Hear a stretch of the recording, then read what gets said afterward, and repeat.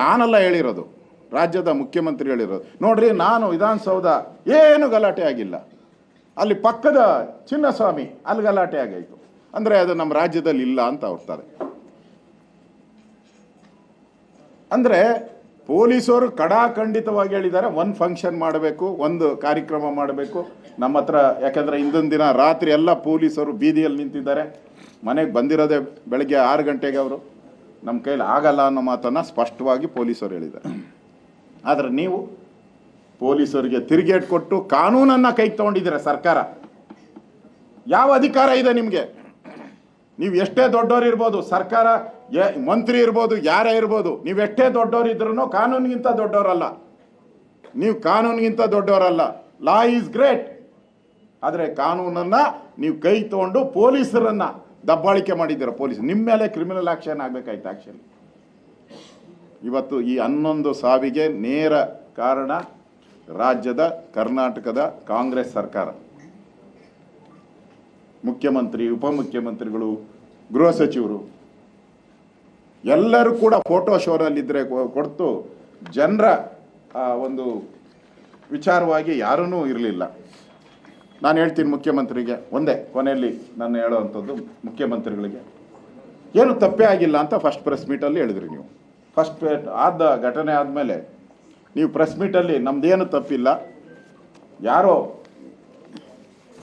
Cricket ನಡೆಸೋರು ಮಾಡಿರೋ ತಪ್ಪು ಅಂದ್ರಿ. ಫಸ್ಟ್ ಏನು ಮಾಡಿದ್ರಿ? DC ತನಿಖೆ ಅಂದ್ರಿ, ಡೆಪ್ಟಿ ಕಮಿಷನರ್ ತನಿಖೆ ಅಂದ್ರಿ. ನಿಮ್ಮ ಸರ್ಕಾರ ಅಂದರೆ ಯೋಗ್ಯತೆ ಇರಬೇಕು.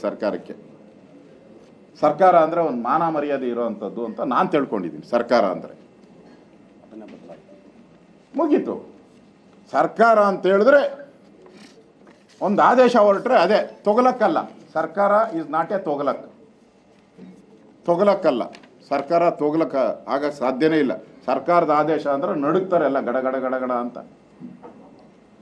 ಮ್ಯಾಜಿಸ್ಟ್ರೇಟ್ ಆಯಿತು, ಮಾರನೇ ದಿನ ಚೇಂಜ್.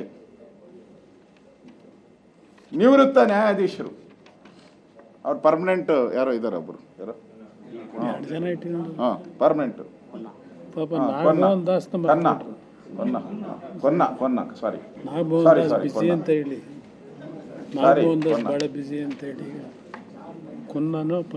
ಆಯ್ತು. ಆಮೇಲೆ ಈಗ CID ಒಂದು ಕೇಸು, ತನಿಖೆಗಳು 3. ಇದು ಯಾವ ರೀತಿ ನಿಮ್ಮ ಹಗರಣಗಳು, ಮೂಢ ಹಗರಣ, ವಾಲ್ಮೀಕಿ ಹಗರಣ ಮುಚ್ಚಾಕುವಂಥದ್ದಕ್ಕೆ ಇದೊಂದು ಸ್ಕೀಮ್ ಅಷ್ಟೇ. ಇದಲ್ಲ, ಇದನ್ನು ಹಂಗೆ ಮಾಡ್ತಾ ಇದ್ದೀರ.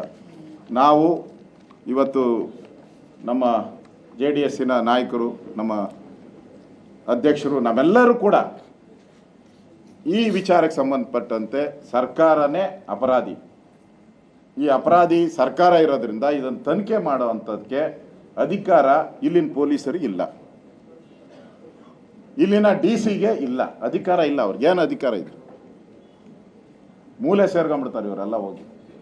ಅಧಿಕಾರ ಇರುವಂಥದ್ದು ಚೀಫ್ ಜಸ್ಟಿಸ್, ಸಿಟ್ಟಿಂಗ್ ಜಡ್ಜ್, ಅವರಿಂದ ಮಾಡಬೇಕು. ನಮಗೆ CBI ಮಾಡಿದರೆ ಒಳ್ಳೇದಿತ್ತು, ಆದರೆ ನೀವು CBIನ ನಂಬೋದೇ ಇಲ್ಲಲ್ಲ. ಅದರಿಂದ ಈ ತನಿಖೆ ಆಗಬೇಕು. ಹಾಗಾದಾಗ ಮಾತ್ರ ನ್ಯಾಯ ಸಿಗುತ್ತೆ.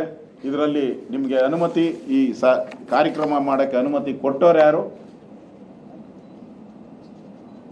ಅನುಮತಿ ಕೊಡ್ಸೋಕ್ಕೆ ಫೋರ್ಸ್ ಮಾಡಿದವರು ಯಾರು? ಯಾರ ಚಿತಾವಣೆಯಿಂದ ಈ ಅನಾಹುತ ಆಗಿದೆ?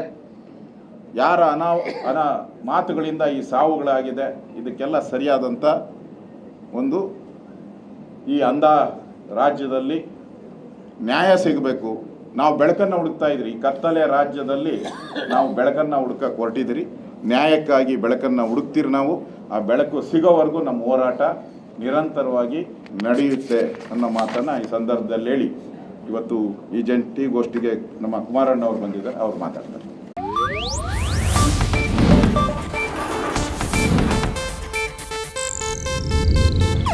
ಇದು ಏಷ್ಯಾನೆಟ್ ನ್ಯೂಸ್ ನೆಟ್ವರ್ಕ್ ಪ್ರಸ್ತುತಿ.